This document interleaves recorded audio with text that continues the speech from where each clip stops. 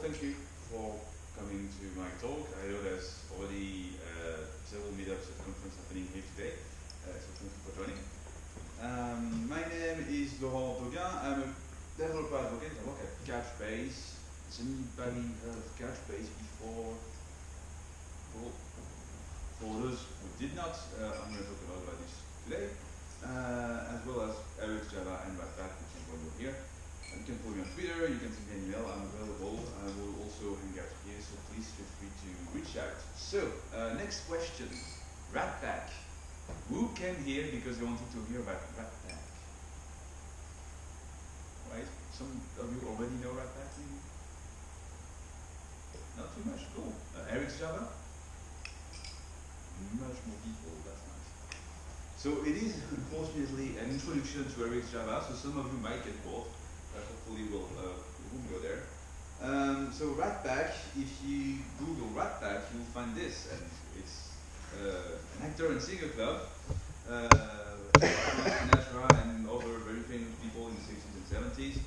So that's Ratpack. If you want to find the Ratpack framework, then you need to use Ratpack Web or Ratpack Framework, and you'll find this native-based full-stack unblocking web framework, and we'll see what this means in the next slides. And the first one being the overall Ratpack thing. Async. Async means that when you write some code, it's not synchronous, so it's not going to wait until the code is finally executed. It will execute the code when it's ready, and non-blocking means it's not also blocking for the code to finish. So if you are familiar with JavaScript and callbacks, you know what async is and non-blocking is as well. It's built on top of Netty. Netty is one of the nicest network stack we have on the JVM. Several cool projects are also based on Netty. You probably have heard of Vertex before. Vertex is completely based on Netty. It's Eric's Netty project because there's a lot of stuff, cool stuff happening on top of Netty. Ratpack is not opinionated. Well, it's not opinionated, but they will make you program asynchronously and in a non-blocking fashion. But except this, it is fully opinionated. You have the choice to use many of the framework services. In that sense, it integrates really well with existing ecosystem. That I will show you the code at the end. I will show you how to integrate Ratpack into, let's say, some of the legacy applications. It doesn't have to be legacy; it can be a Java application. It works too. And it's based on promises. Promises, if you have done asynchronous programming before, is a way to declare async important code. It's extremely popular in JavaScript. You can also, there's probably libraries to that in Java, and the default way of handling async with Ratpack is promises, but because life is simple, they made a bridge between promises and RxJava, which is also what I'll show you in the code later on today. It is fully based on Java 8, on Java 8, not Java 8, it's not very nice. Java 8. If you use Java 7, well, no Ratpack for you, sorry. The good thing about Java is that it does bring lambdas. Lambdas is a way to stop writing an anonymous class to define just one function in Java, which is great and which fits very well the asynchronous model, and again we'll talk about this. And Ratpack actually comes from what we'll refer as the Groovy ecosystem. There's a lot of people that actually it's kind of Sinatra for Ruby, but really for Ruby and Java. So if you know Sinatra, it's inspired a lot by Sinatra. So from Ruby Super, and because of Ruby stuff, well, they use Gradle as their main build tool, and they have some very nice integration as well. I will tell you a little more about this.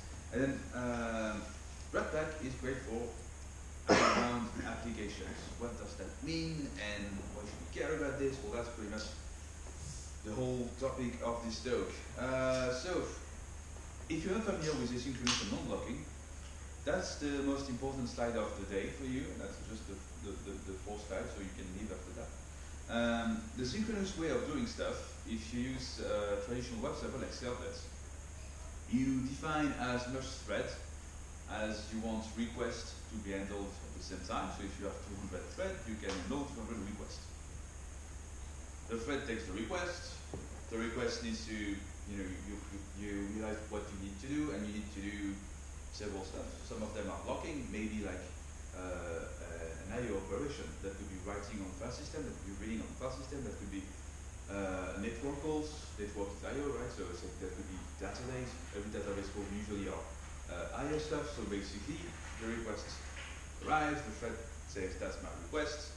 I'm going to do a bunch of stuff, and then when I'm finished, so when I'm doing a bunch of stuff, the CPU is not doing anything.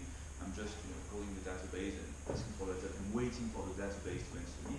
And once the I/O stuff is done, then the thread can take back the hand and then keep on working and send you the answer. So basically, while you're doing I/O stuff, you're waiting for something. You're waiting for the I/O operation to be done, which means that your CPU is not working. I mean, part of it could be you could be doing something else instead of just waiting.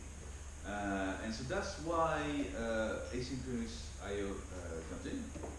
Instead of having the servlet model that takes just one request per thread, you have one thread, or two, or three, or four, depending on how many CPU you have, how many core you have, how many CPUs. Basically, let's say you have one thread, and it just keeps on taking new requests. That's called an event loop. This is what Node.js is based on. This is what Vertex is based on. This is what Ratpack is based on. This is basically what every reactive stuff are based on, or most of them. And so what happens is there's a loop. A request comes in. You decide what to do with the request. This is we've declared somewhere that when this thing happens, when this request happens, we'll do this thing.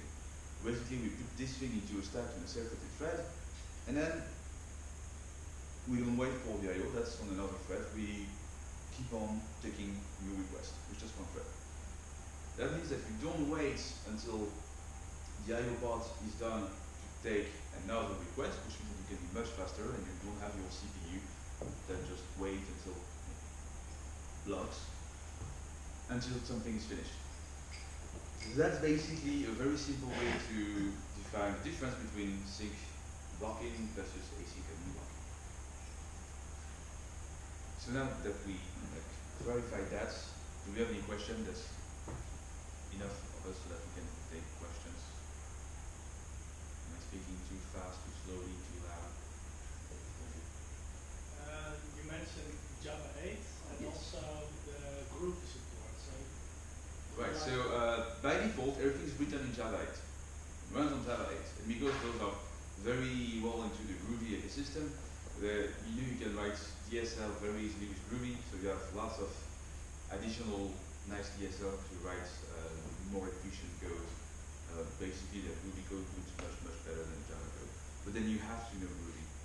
And this talk is about RxJava and Java. So no Groovy today. But it does simplify a lot of stuff. Maybe I'll show you an example somewhere if I have one on the web, probably. Okay. So this is the hello world in Ratpack. The basic core of Ratpack is called a handler. A handler is, this is the request that's coming in. What am I going to do once a request comes in? A handler defines a URL, also an HTTP verb and a content type, and based on the URL, the verb, and the content type, then you can do something. So here I define a chain of handlers because there can be many different handlers. There's one for /user, there's one for /customer, there's one for blah blah blah. They're all executed top to bottom. So if you go to the first one, you won't go until the next one unless you do a redirect or something like this. And here there's just one handler that basically says for everything that happened, that's the chain.hold. Every request that comes in, do something. When you define an action for a handler, you have an object called the context that allows you to retrieve lots of stuff and to do other stuff. The basic stuff that you do is just render something, which is basically write the response and send the response back to the client. And here you have rendered at the hello world, and that's really all you need. Ratpack server is start is a static method, so you just put that into a main method and you run, and that's all. You don't need to package something, deploy it on an app server. It's just a good old fat jar and Java-jar, Java-jar, and just works. It just works. So by default, it just phones the server and everything. You don't have to care about anything else. It simply works. There's a lot of stuff that, more and more stuff that are working like this. Macro profile, which is the new JEE thing, works like this. You don't have to deploy this into a container or anything. Spring allows you to do stuff like this. Vertex works like this. Node.js, etc. Desk to application server. So plugins and modules. It's based on, it's not really a plugin system or module system in the sense that, well, first it uses juice, and in juice, when you define something that you will inject it, semantically it's called a module, but if you don't care about this part, it's called more of a module than a plugin because it's more of a decoration style than an actual plugin. An actual plugin, you will have to define a way for people that write a plugin to plug into your architecture. So if you program some Eclipse stuff, you might have a lot of extension points. So if you declare a service, you define extension point, and then the guy that's going to write a plugin for the extension point is going to say, I subscribe to this interface and I implement that extension point. Here it's more of a decorator, which means that you don't have to subscribe to anything. All the things you have are just automatically plugging into the core of Ratpack, so it's much, much simpler. It is here unopinionated as well. Ratpack uses juice by default. That's how they plug all the default plugins they have. If you use another dependency injection system, like a Spring Boot application, maybe a Spring Boot application that you have somewhere and you still want to use Ratpack, then you can still use Spring and the Spring beans and everything and get them from the context of Ratpack handler. There's no worries about that, everything's integrated. You can write your own injection, dependency injection module as well. The good thing is that it means that if you have a Spring Boot application that relies on Spring MVC, you can just ditch Spring MVC and use Ratpack instead very easily, and you can still keep on using the old bean, the old service, everything you've declared in a Spring fashion into Ratpack. So that's quite nice. Yeah, there's many modules for many things. There's authentication. There's one module for RxJava.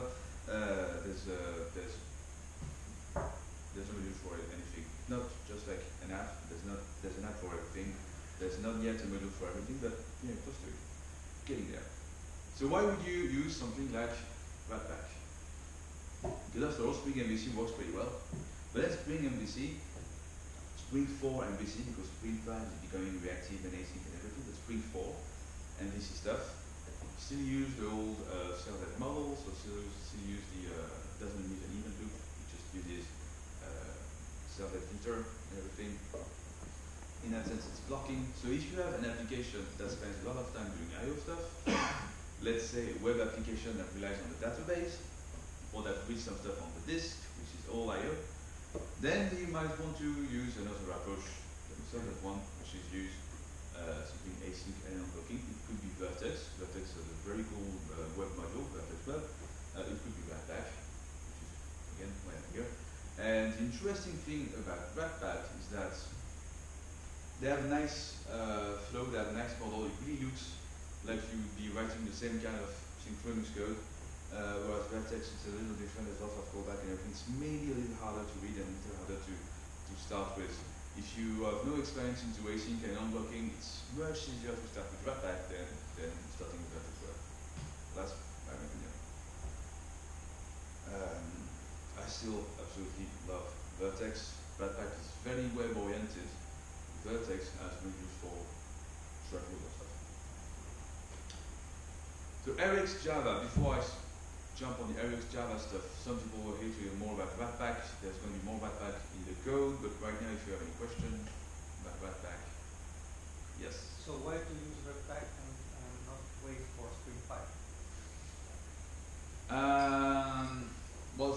Spring 5 wasn't there when they started Ratpack, because it's been out since a month, it's not completely stable. That being said, if you already have some Spring stuff, it might feel more natural to use Spring 5. Spring 5 is something called Reactor. Reactor is so you might have heard of Reactive Stream, RxJava. Those were the latest reactive framework, and now you have Reactor, which is kind of next generation. It's basically building on top of RxJava and Reactive Stream and giving you a better API. You could probably wait. I mean, it depends if you want to start now or if you want to wait until this thing is more mature. Right now, Ratpack is used in production by several interesting people. There's some talks about this. I don't know. I think the people at Sky uses it, the TV group, and some other, some people at Netflix use it as well. So, and Netflix uses Spring also. So I'm not sure how mature the Spring 5 web stuff are. But Ratpack has the full stack. It works. It's mature. People use it. So for now, Ratpack's quite nice. We'll see how Spring 5 web turns out. I like Reactor a lot. RxJava is nice. Reactor is fixing some of the problem of RxJava, so we'll see. Okay. So why doing RxJava? Well, we touched that before. Blocking is evil. Well, it depends on what you're doing, but if you are IO bound, then yes, blocking is evil because your application does so much more stuff than just waiting for the database to give you an answer. And because asynchronous is nice, but then there's a different way to do asynchronous, and RxJava offers you a way to do asynchronous that is reactive, which means that react to something. So if you take the reactive definition, like the word reactive, outside of the computer world, you have a pool, you just drop something in the pool, stuff moves. If you drop too many things in the pool, then you overflow. Basically, the pool reacts on what you're doing. That's just the basic definition of reactive. And I try to imagine this definition to some code, and that's what is reactive code, pretty much. It's easy to parallelize in the sense that multi-threading programming by hand makes me feel very uncomfortable. So no, but RxJava makes it so much easier, and then it's composable and readable. Let's give you some example how you can compose and how it looks much better than doing some bad async stuff. Like callbacks. Callbacks doesn't offer any compositions, and if you start having callbacks, then it doesn't look too good. And then you could also already do async invoking stuff with future, but then that was Java 7, probably the worst understood API ever. Because you have something that says get, usually people call the get method in the future, and what the get method does is block. So it kind of defeats the purpose of being async and unblocking. So that's what happened when you type callback in Google. That's a good definition of callback hell. It's just super hard to read and understand what's going on. Basically, the first time we do something, once there's a result of the function, then we'll use the second line, that's one, etc. It's just a nightmare. Some people do it. People that write JavaScript, non-type language that people use it.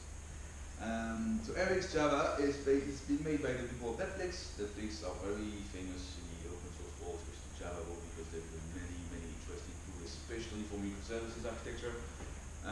Most of them have been integrated into Spring Cloud OSS, which is all the microservice stack from Spring. It's really nice, simple-made, and Josh Long, the Spring developer advocate, has a 15-minute, 1 hour, sometimes more, way more talk about microservices and the Netflix stack. It doesn't use RxJava, but most of those things are full clients with RxJava. It comes originally from Microsoft Word, and the Netflix guy says that looks cool, let's do it in Java, and that's where it comes from. It basically makes you go from the iterator model, which is cool, give me the next element, to a push-based model, which is observable by observers. There's some stuff coming up in the stream, and allows you to define what you want to do with it. Something we haven't touched is why would you be reactive, and what RxJava allows you to do in that sense. Well, I took the full example before, but if you put much stuff in the code, it's going to overload. If you have too much code on your server, then it's always going to die. It's going to fail, and you will have to do something. So if you are reactive, basically you can save yourself. It's very important into every distributed system. Couchbase is a distributed database. The more you're distributed, the more you're on the main machine, the more you might have an issue. Just basic statistics. And the best product is not going to be the one that tells you it's fine, nothing's going to happen to you. It's the one that tells you shit will happen and we'll deal with it and you'll be able to recover gracefully. And that's what being reactive allows you to do. If something won't happen, then you can do something. Usually those are event-driven architectures, the same thing as microservices. That's basically the definition of decoupled event-driven architecture. So that's what happens. And the main reason is this, the latency. I'm a user, all your threads are ending in request, so I will just wait until you're finished. And have a very poor user experience and be sad and leave. So that's basically in a very small nutshell why you want to be reactive. Go on the reactive manifesto online, go look at reactive.org. There's many interesting literature about this in this place, and it's super important. Does everybody has to do it? Probably not. I guess you don't all have to do microservices as well. It's not a silver bullet, it's not going to save your life, just like other trending stuff like Docker won't save your life, but they will help in some cases, many cases.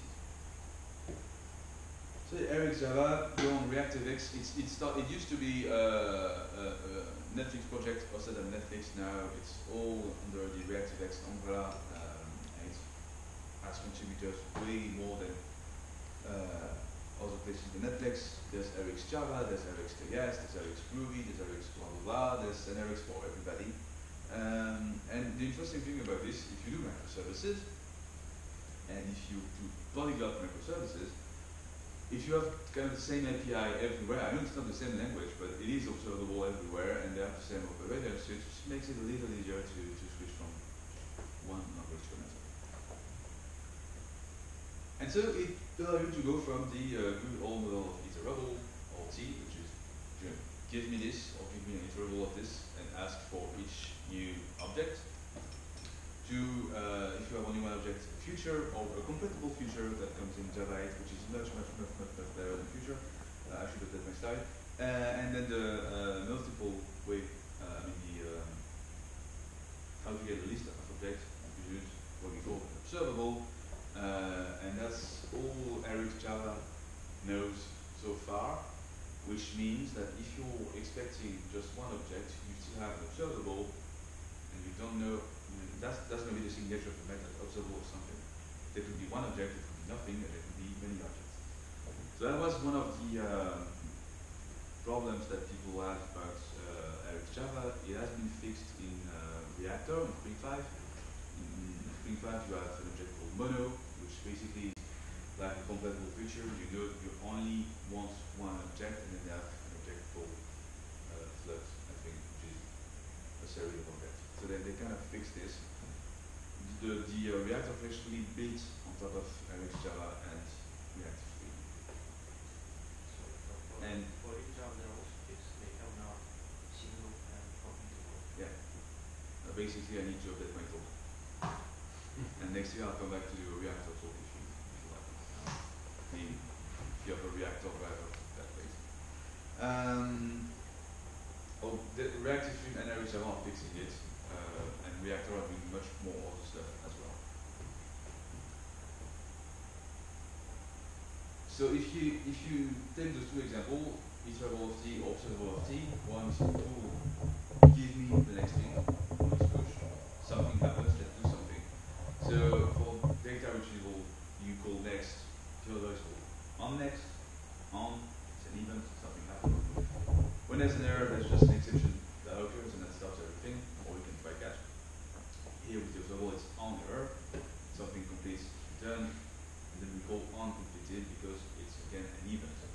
So just by reading the name of the method, you know that it is string based. There's an event coming up. Let's do something. So a bucket, which is a piece of code you see here in the first line, is where you basically store documents into the Couchbase database.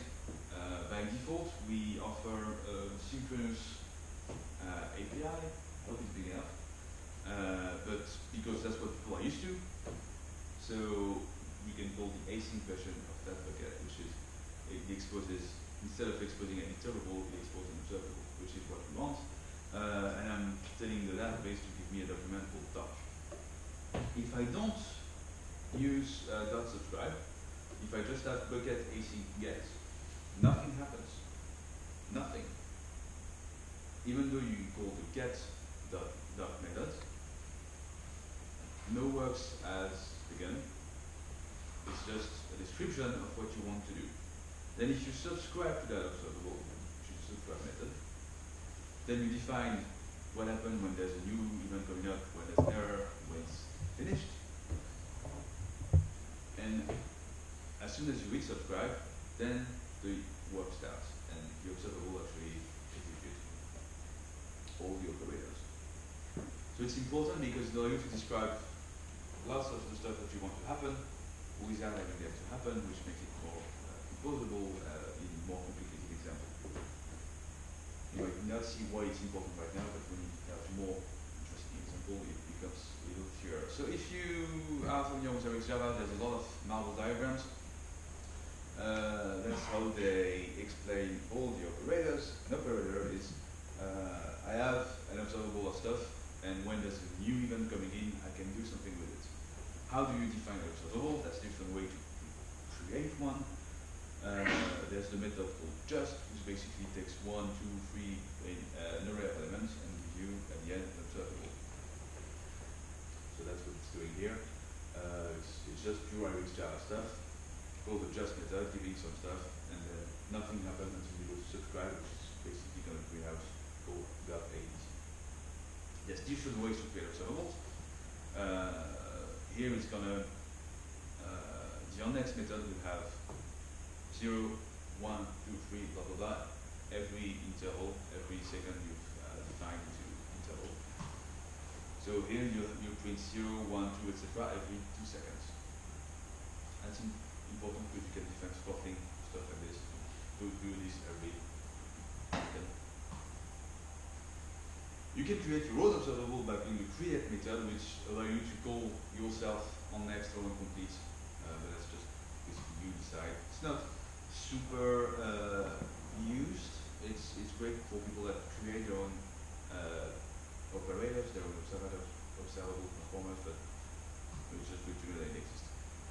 If you are familiar with functional programming, or reactive stream, or just streams, you probably know map, which is probably the most important operator we have with FlatMap. And what map does pretty much is when onNext is called on map, I take the object and I return the different object. So I have a circle coming up, I return something else. That's just map. In the real world, how does it translate? Well, give me a document, and the document in Couchbase is not just the JSON value, it's a JSON database, but there's the value, which is content, and then there's the key, there's some metadata, and there's a bunch of other stuff, but it's not of any interest, so I will call the map method that we take doc as an argument, and I just want the content, so at getDoc, I have an observable of documents. After the map, I have an observable of content of JSON strings, of JSON. As long, again, as I don't call subscribe, nothing happens. You just describe something that will return the content value of a document called doc. And once you subscribe, then now FlatMap is a little different. It's a little more interesting. Here I have an observable, it returns an observable, an object transforms into another object. Here I have a function that transforms the object into an observable of objects. But at the end I have just one observable of objects, which might seem weird. Because if I have a function that takes one thing and returns an observable of things, and I have 3 events, then I'm supposed to get 3 observables. What FlatMap does is just merge every observable and have just one single observable, one single stream of objects. It is completely asynchronous, which means that there's a circle coming in, you have the two red values coming up, then there's two circles coming in very closely. Again, it is asynchronous, so the order might not be guaranteed in that sense. It might have the red and blue and the green and blue and green and blue. These are quite important methods. Here's another example. To make it more appealing, instead of just getting one document, I'm going to do a query. Couchbase, you have sample data with beers and breweries. So I'm basically doing query to get the first 100 beers sorted by name. I'm doing a flat map because I have a result coming in with a number of rows, but I don't really want the rows, which again is a higher level thing. There's metadata. Well, I just want the documents, which is again something high level. And also what I want to do is make sure that I only get the beers that have an alcohol by volume superior to 5, for whatever reason. And so that's what the filter method is doing. At the end of the second flat map, you get an observable of documents. After filter, you still have this observable of document, but then all the documents that did not have a field called ABV superior to 5 will be squeezed out of the observable. At the end, I want to count them, so I want to basically, that probably doesn't do anything in real life, but I'm getting the counts of beer that have more than 5 degrees of alcohol by volume out of the first 100. And what is interesting here is you can define a timeout. It's a global timeout on the whole operation. And again, if you don't hit subscribe, nothing happens. And once you hit subscribe, then everything goes into place. Now try to think about this, the synchronous way, without using RxJava. And try to think about how you make sure that this operation doesn't take more than 10 seconds. How would you apply a global timeout to something that do this query, then returns the query, then allow you to iterate over the result of the query, and then do a filter, and it's quite painful.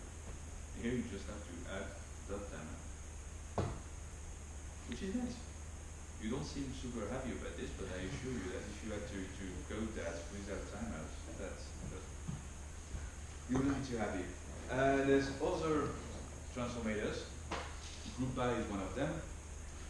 When I store documents in Couchbase, usually in my JSON documents I have a field called type, that's beer and brewery. So if I subscribe to group by, I'm going to have a result that basically gives me a map with key that's going to be the different values of the field type, and value, which is going to be the list of documents here of counts of beers or breweries. You can buffer, basically wait until you have 3 observables and then do the job, which is what you're doing here. Every 100 milliseconds, I will emit a value, 0, 1, 2, etc. And I will buffer this for 5 seconds. So that should give us 15 value, something like this. And for every 5 seconds, I'm going to send out 50 read hits to get. So every 5 seconds, I'm creating a new observable based on all the value I in the buffer.